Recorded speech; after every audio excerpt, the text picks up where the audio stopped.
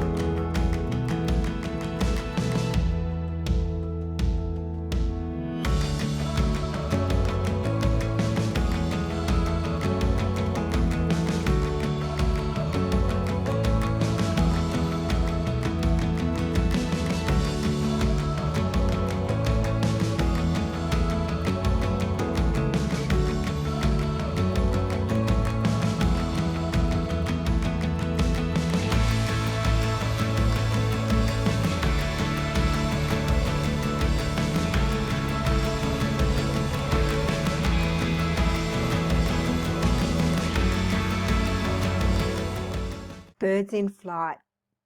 I'm often asked, how do I capture a bird in flight?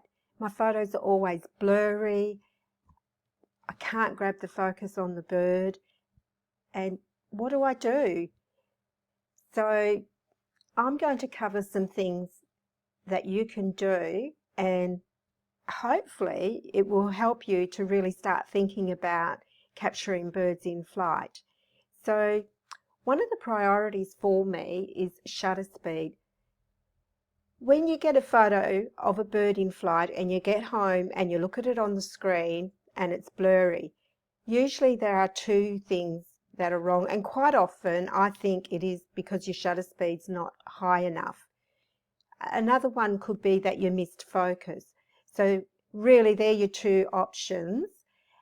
So how do you tell the difference? Well, usually when you've missed focus, the whole bird is blurry. When you haven't got a high enough shutter speed, you've got the focus on the bird, but it's blurry, but you can see some sort of detail in the bird, but you really haven't had a high enough shutter speed.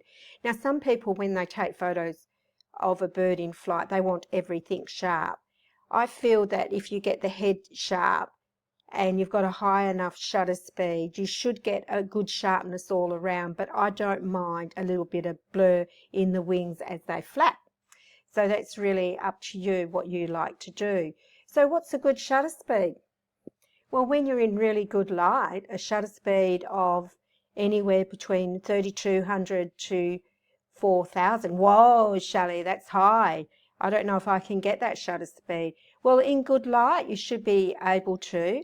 And also, you know, you can drop that shutter speed. You could go around to a shutter speed of 2000 for a bird like a pelican or a sea eagle flying across the sky, because they got large wings and they're not sort of flapping as, like, say, for instance, a swallow.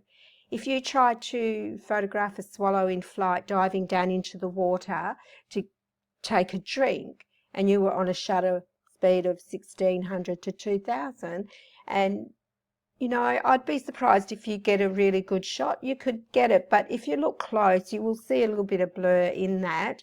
But if you have a shutter speed of 3200, 4000, or even 5000, that, as long as you've got the focus, that shot's going to be really good. Okay, so all right, you're going to do this shutter speed thing that I'm talking about, and then you get out there and it's low light. There's no magic answer for this. A lot depends on what your camera is capable of, and if you've got a steady hand, that's all the things that are going to make a difference. Some of us have to allow a bit more for our shaky hold. You know, you might add an extra 1,000 shutter speed on because you shake a little bit. Some are just magnificent with their holding of their camera and really steady when they're trying to get that shot.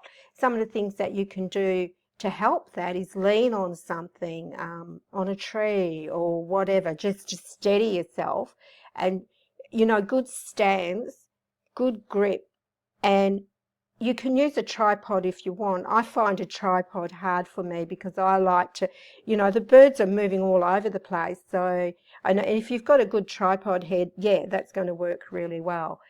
So getting back to the low light, what you need to do is lift your ISO up, and, you know, where are you prepared to go with your high ISO?